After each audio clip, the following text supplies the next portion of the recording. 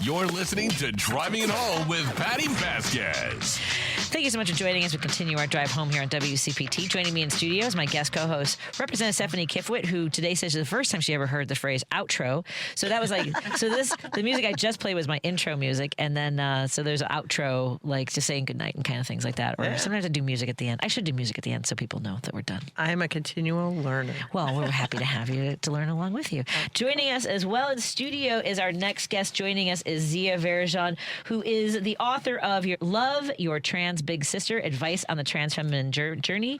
It was released in May, and I believe we had you in studio around then. Yeah, thank you for having me back. Absolutely. So one of the things about obviously releasing a book is that you then do a little bit of a tour. Have you been doing book signings and doing events? The summer has been kind of crazy, so I actually just have my first author event coming up. Congratulations. Thank you. September 2nd, I am partnering with the Center on Halstead's Youth and Family Services to bring a night of reading, conversation, and celebration centered on my book and also just the trans sisterhood and trans joy at the center. Excellent. And I know when we spoke last, I believe you're from a southern state. If I'm not mistaken, it's Tennessee. Yes. Yes. Yes. And so what were some of the elements of the state of Illinois that made you think that this might be a good place to move to next? When I was a kid, my aunt lives in Chicago, and we would always come up to visit. And I remember every time that we came here, I never wanted to leave. I was so enamored by the big buildings and just the bustling city at large. And, going back to cow fields and cornfields. It's not as exciting. It's a letdown? Just a little bit. I always wanted to be where the flashing lights and everything exciting was going on. And I know that a lot of states, Illinois has committed to, for over a decade now. I remember when Illinois passed the gay marriage before the rest of the country went to gay marriage. Equality. Marriage equality? Yeah. I apologize. The gay people can get married. Sorry, I didn't mean to make it so basic. Everybody should be able to get marriage. Marriage should be equal amongst everybody. Yeah. And also allowing, opening up the doorway for folks who wanted to change their driver's licenses so it didn't have to necessarily match. Here's the thing about, there's so many conversations about assigned at birth. Right, based on the information they have then is what that is, right? But not based on who an individual becomes after birth. Right. Mm-hmm. It's just, I've been getting into arguments with folks. It's very easy to do these days. I am right there with you. I was really disappointed in somebody that I've known. And I knew that it's funny because they are posting a lot about what's happening in Gary, Indiana, where they have not had power for 10 days, which is catastrophic. It is. And I can't even imagine. And I think a lot of people who are posting online, I don't know how you can think of it of anything other than the community is predominantly black and there doesn't seem to be any energy behind making sure they have what they need. So this doctor that I know put a lot of energy into we need to restore power to this community and all this stuff, and then posted an image of themselves as a basketball player with a blonde wig, because there's a lot of conversation. So the WNBA is coming under it's such a weird moment right now. Yeah. There were those two NBA players or ex-NBA players that decided to say that they were trans so they could quote unquote go to the WNBA to play. Yes. Basically just spitting in the face of trans people and women just in general. It's really frustrating to see people in, I would consider that a position of power. Yeah. Even if you're no longer a player, you've still had capital from playing, and financial privilege is very big. It's very disappointing because we are not a joke. We are not a costume. We just live our lives, or want to live our lives as much as everybody else. And to become pawns, either politically or culturally, punching bags, it just really adds insult to injury when we're already fighting an uphill battle. Yes. Yeah. And that's what I've just because the argument started, obviously the argument's always been there, like the minimizing, dehumanizing. Right. And like when people tell me that, I was having a conversation yesterday with Jesse Rojo, and I am still learning.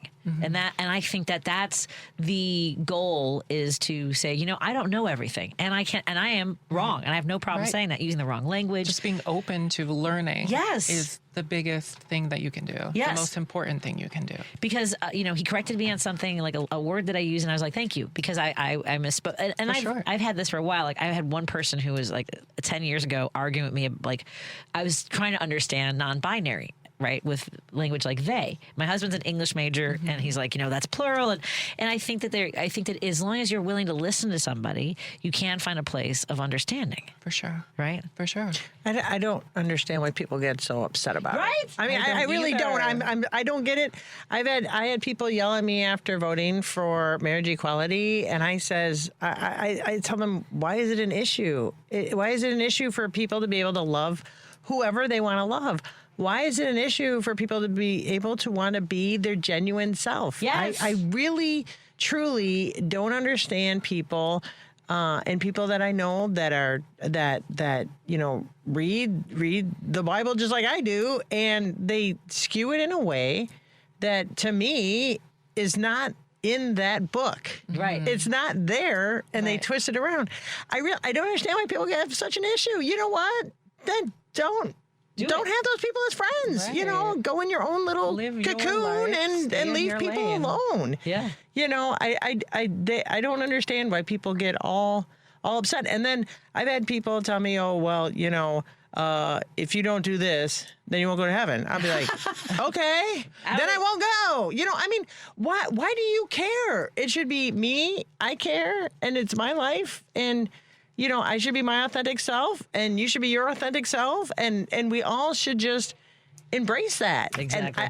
And I fail to understand these individuals that just want to push and push and push their ideology and their view, and think that they are superior in their views than other people. It's just so infuriating. That they know better than somebody in their own body, right? And what kind of reaction have you gotten from folks who maybe aren't, are trying to be themselves, and the kind of guide that you give them in your book? Honestly, the response has been really overwhelmingly positive, and everyone that's been introduced to it and has spoken to me has been so grateful that there is a resource like this out there, because everything when I was doing my research was either celebrity, memoir, biography, autobiography, or very clinical type books. And there was nothing that the reader could really relate to. While those can be important, perspectives, I think that we need something tangible, because there are everyday things that we go through that nobody seems to really think about except for ourselves. And it can be very isolating, feeling like nobody else is going through what you're going through. And that's what I wanted my book to be. I wanted it to be a companion. I wanted it to be a voice to kind of say, you're on the right track. You're doing okay. You're doing a lot better than you may think you are, and you're not as alone as you may feel. Yes. Yeah. And I know a lot of folks, the reason I asked about your decision to come to Illinois, I know there are people after Trump won, and even before that, who were looking for places either for themselves or for a child that they're raising who are targets. Right. I mean, I didn't even know. It's so funny. I saw the story in the news. It was suburb, I think Buffalo Grove. It ended up being my friend's child that the school was in an uproar over, about a bathroom for, for a transgender student. And it's actually my senior prom's date's wife. I'm friends with my senior prom date and his wife. She actually door knocked for me. Wow, that's impressive. It was wild. And anyway, they were telling me, I mean, like, for that family, it was a family across the street who was telling other folks, we're going to get famous off of this. We're going to make money off of, like, making a big stink off of, I mean, like, that. This is, like, part of that industry, isn't it? Right. Yeah. The rage industry. Yeah, people think that they can get something out of it. If they can bootlick their way through life, then they will catch whatever break that they're trying to get. By kicking someone while they're down, you are not going to get ahead in life, because when you trip and fall later on in life, there's not going to be anyone to bring you up. especially the people that you're uplifting and I don't know, worshiping at this point. It's wild. We were working with a physical therapist for my son who is in the military and at the time was in transition and stopped because Trump won and had to kind of go underground. And I can't imagine. I mean, here's a job that most of us can't or won't do is to serve our country. And then you then want to put a target on their backs and chase them out of the military, take their benefits. It's insane. Oh, yeah. Chase them out of the military. I mean, you have honorable individuals serving that transitioned 9 years ago, 8 years ago. Yes. They're serving valiantly. They're giving their lives to their country. And now we have just this mindset of, for lack of a better word, in the military of, if you're not like me, you're not wanted. So they're pushing women out. They're pushing high-ranking women out. People that transition, they're pushing out. They're canceling reproductive health care in the military so that, women, can't have full services of reproductive health care if they choose not to have a child. Then they're mission ready, but instead they're going to be forced to carry to term. And that's not good for the military or the mission. You need to have all of that. And it's just, it's this masculinity now of the military Toxic. that, I know women in the military that can probably do serious damage to people and they're women and, and they do full pull-ups and they do, because there's this, they just lie because to be in combat, women have to do the exact same thing as the men. The exact same training, the exact same standards. And they're lying to make it seem like there's different standards and there's just not. And what really irritates me in regards to the transness of it all is they love to say that we are too strong to compete in women's sports, but we're not strong enough to fight, or wait, did I say that right? We're too strong to compete in sports, in women's sports, but we aren't strong enough to fight for our country. So which is it? Right. Because that's a good point. It boggles me. It doesn't boggle me. It's just double talk. Yeah. It's just manipulation. It's gaslighting. It's double talk. Oh, I mean, yeah. they just say whatever narrative that meets the narrative at the time. Sure. But can I ask a quick question? Yes. Of course. I'm sorry. In my brain, I mean, this is a little bit off topic, but I'm just like fanning out here because, in my brain, I sit there from time to time and be like, this would be a great book. This would be something to be a great book. This would be a great book. How you must feel very accomplished because you wrote a book.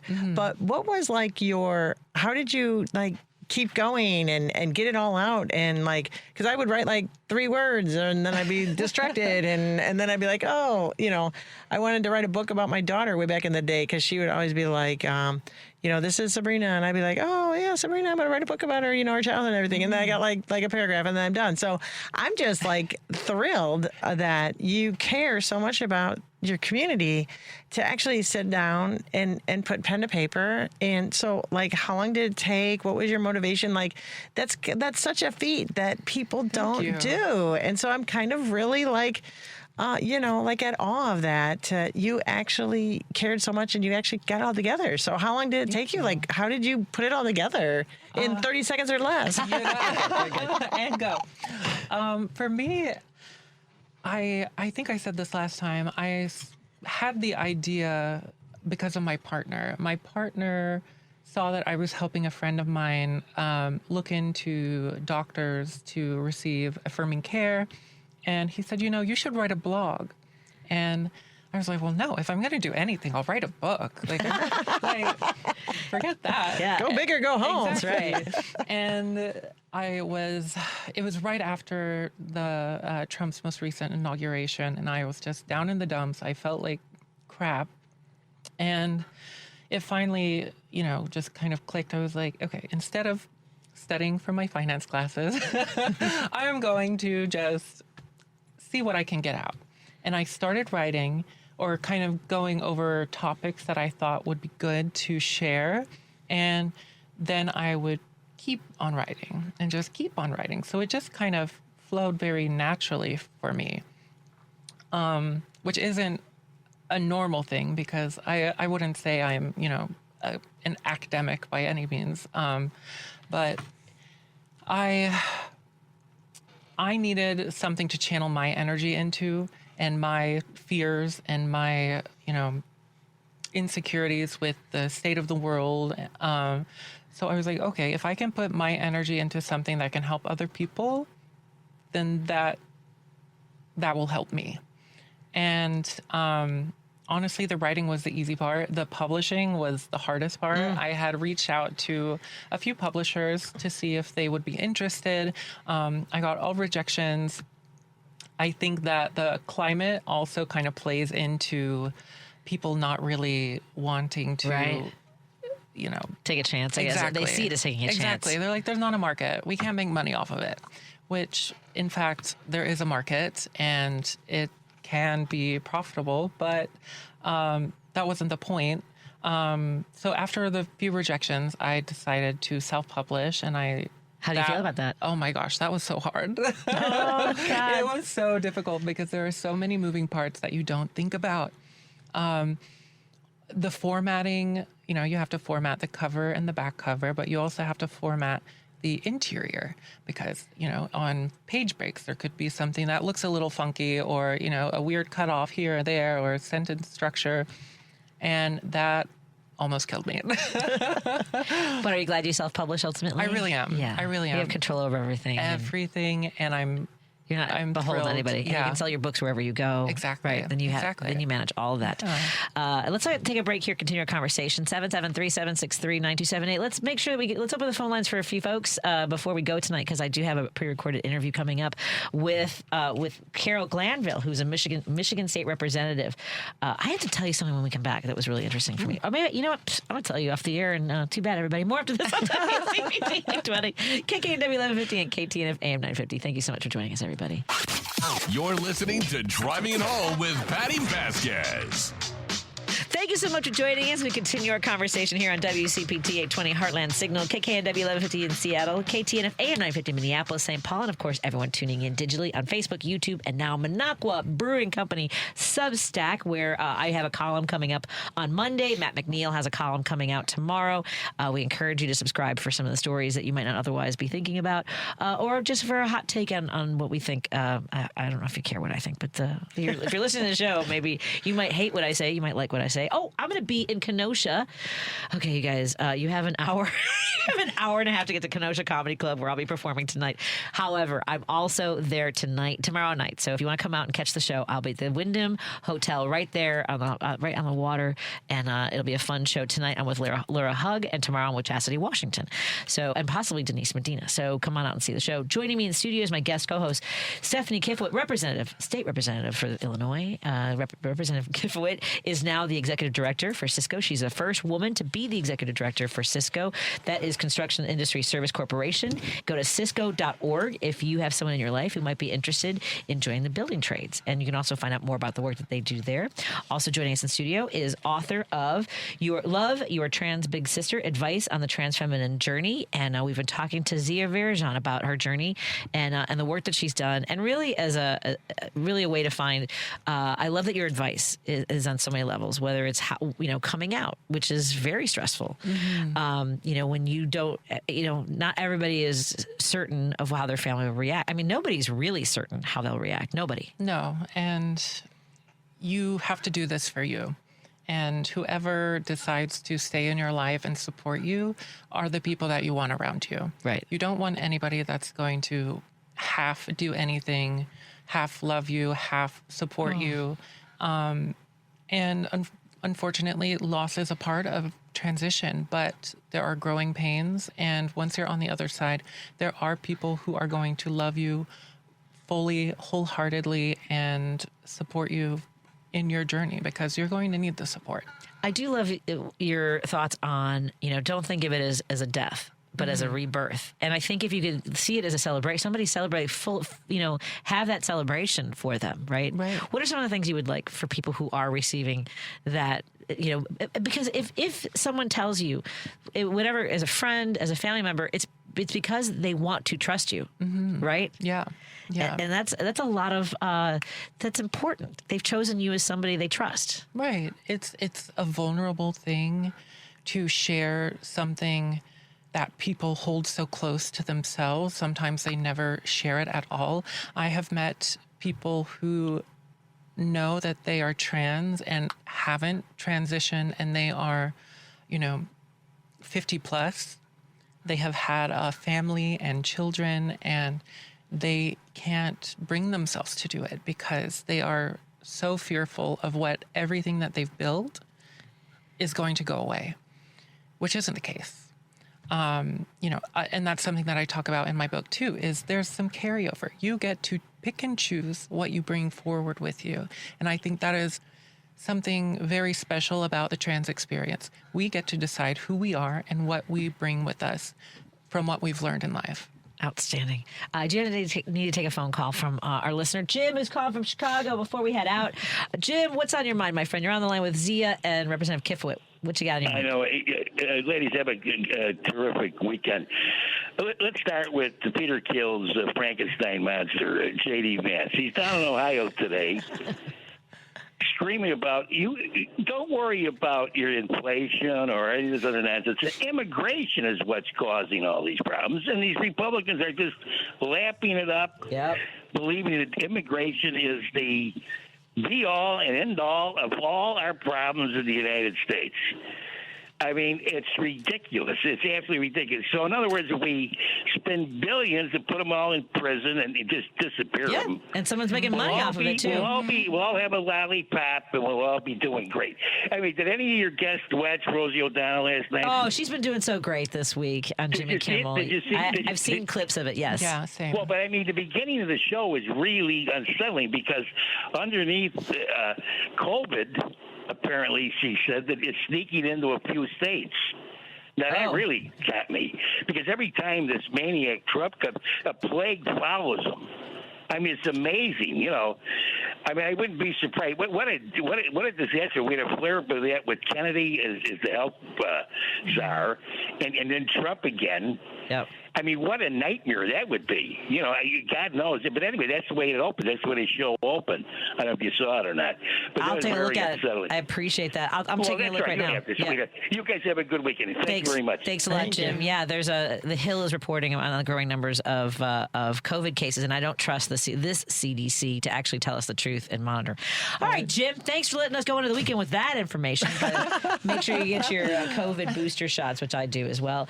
I want to thank my guests. Thank you so much, Zia Varajon, who is the author of Love Your Trans Sister, an advice on the trans feminine journey, which was released earlier this year. On September 2nd, the Center on Halstead presents a book signing and an event with Zia, a reading, conversation, and celebration. You can go to centeronhalstead.org and look under the events. Yep. And we look forward to having you back. As I said last time you were here, so I'm glad you came back. Thank you. Anytime, honestly. Thank you.